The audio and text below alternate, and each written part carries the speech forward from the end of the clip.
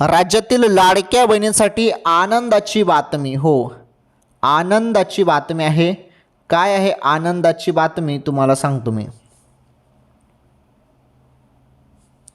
आनंदाची बातमी राज्यातील बहिणींसाठी, ज्या बहिणी पात्र आहेत त्यांच्यासाठी.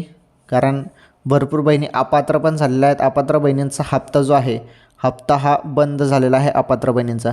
परंतु ज्या बहिणी पात्र आहेत त्यांचाच हप्ता चालू आहे. ओके, हे बघा, आता 1500 रुपये जानेवारीचा हप्ता वाटप कोणत्याही क्षणी तुमच्या खात्यामध्ये जमा होणार आहेत. काही बहिणींना 4500 रुपये येणार आहेत. तर ही माहिती आलेली आहे. आणि हप्ता जो आहे सांगतात नाही, अचानक 1-2 तासामध्ये पण हप्ता तुमच्या खात्यामध्ये जमा होईल. कारण आता वाटप सुरुवात झालेलं आहे. कोणत्याही क्षणी तुमच्या खात्यामध्ये हप्ता येईल.